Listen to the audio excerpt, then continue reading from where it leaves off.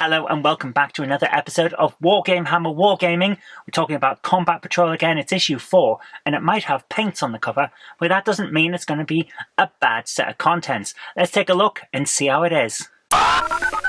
So here we have issue 4 of Combat Patrol. They've all arrived now, 3, 4, 5 and 6, and we're going to go through them. One issue per video. So let's take a look at what's in store for us in issue 4. First of all, we've got a reasonable quality brush. It's a Citadel starter brush, so it's synthetic fibre tip, but it's not too bad. If you treat it well, it'll last you for painting the entire army that you get.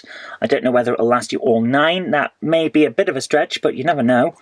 We've got an interesting colour here. It's a base colour, which is nice. Barak Burgundy.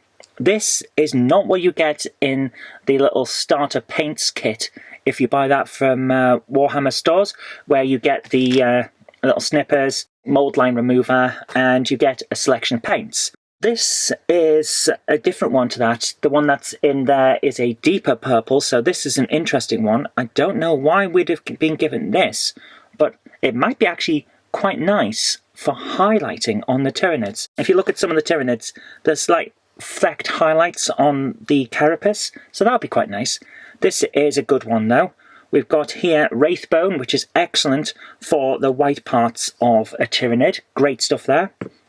You can also use it for the whites on your Space Marines, but I would personally go for Korax White, which is the other one that you get in the starter kit with the paints. And we have Macragge Blue, which is perfect for Ultramarine Space Marines. So, all in all, not a bad selection of paints. Good to start with. It'll get you going, certainly. So let's have a look at what's actually in the magazine. Again, we've got the nice little editorial, just tells you what's coming up. And with the paints, we've got a paint setup. Not bad. Talking about paper towels, you'll need paper towels. Getting some of the water off your paintbrush. You don't want to be watering down your paints, then washing the brush and add more water. You need to dry the brush off. Citadel paints, yeah, of course. A good palette. I personally don't go for the palette pads that Citadel do. You can if you want. Personally, I go for a plastic palette that I got from a hobby shop because it's hard wearing. And you can wash it off. Oh, not a bad idea. And then it's going through. Oh, excellent. So we've got the stuff about watering them down, how to mix the paints. That's actually not in the starter set, the instructions for how to water down the paints, which is not the best thing ever.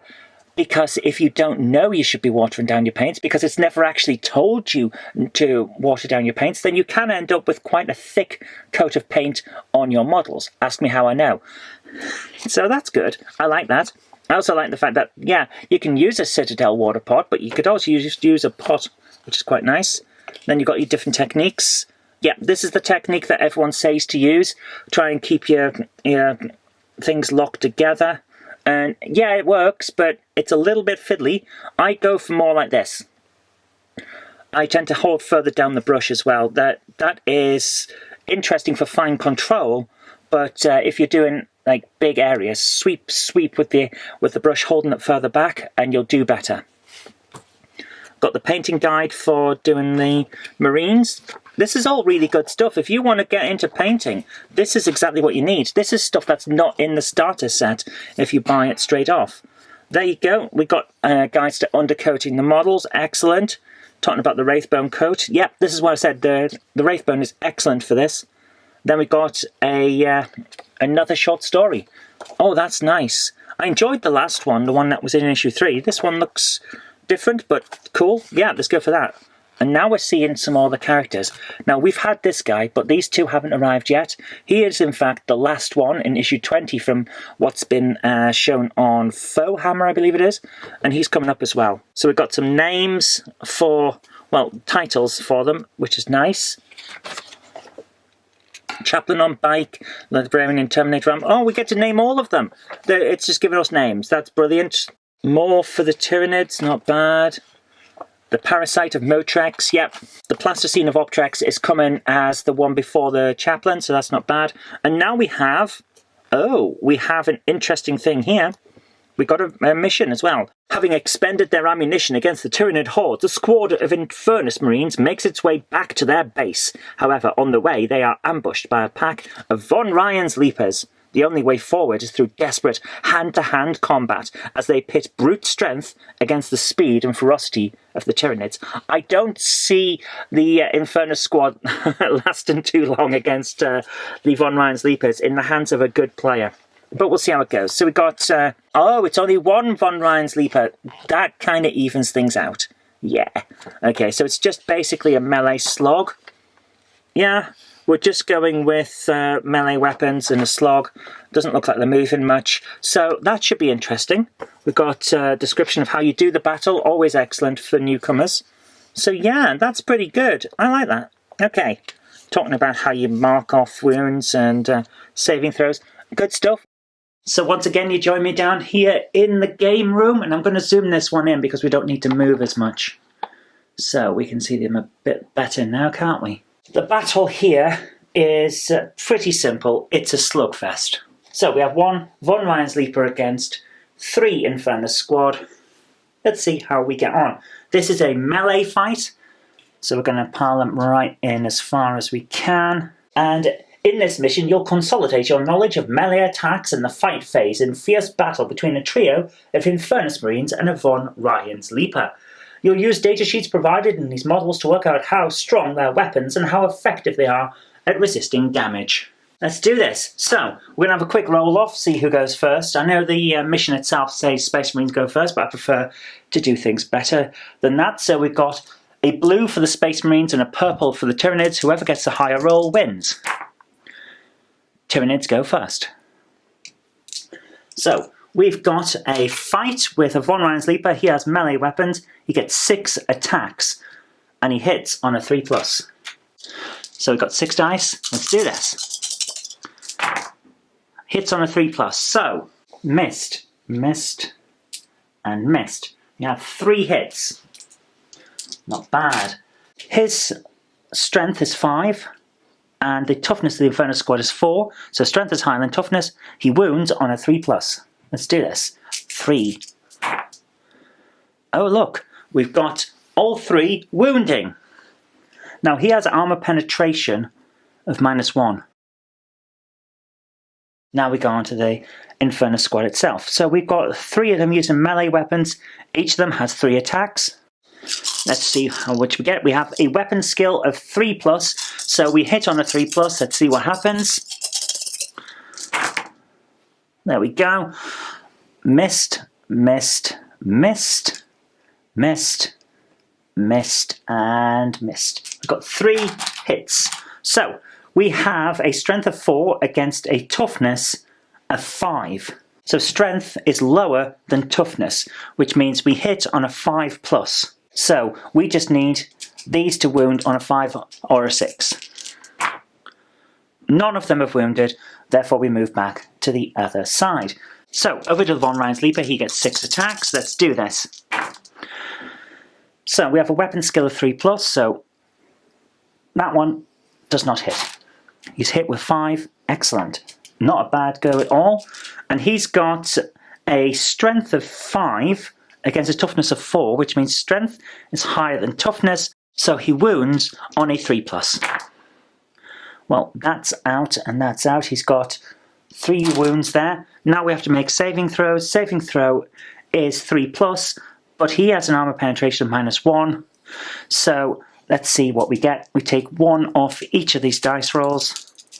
Saving throw of 3+. That one did not save. And because we're taking 1 off, that one did not save either. So we've got 1 save, which means out of his 3 attacks, 2 actually hit. Well, Infernus Marines have 2 wounds, and he does 1 damage per hit. Hit twice, 1 guy's gone. 1 guy is out. We've now got these remaining. So, Tyranids are actually in the lead. Let's move over to our Infernus squad. Now, they get 3 attacks each, but there's only 2 of them this time, so we only get 6 attacks in our dice pool. They have a weapon skill of 3+. So, missed, missed, and missed. Oh look, we've got 3 attacks 3 hits, so let's see if they wound. They have a strength of 4 against a toughness of 5, so they wound on a 5+. Well, that one's cocked, so we'll roll again. Doesn't really matter either way, because only one of them managed to wound. So we have a saving throw now. They don't have armor penetration. We have a saving throw of 4+. We could use an invulnerability save instead, but that's a 6+, which makes no sense to use. We're going to use a 4+. 4. He manages to save.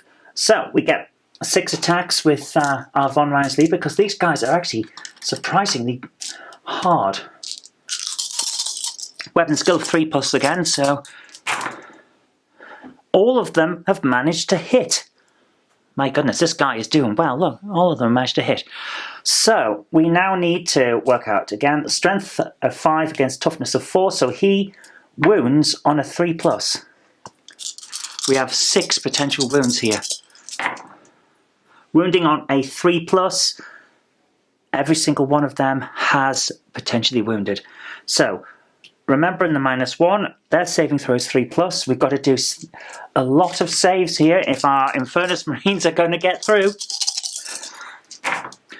Right, saving throw 3+. Well, the ones are straight out because we're taking 1 off. So we have 4.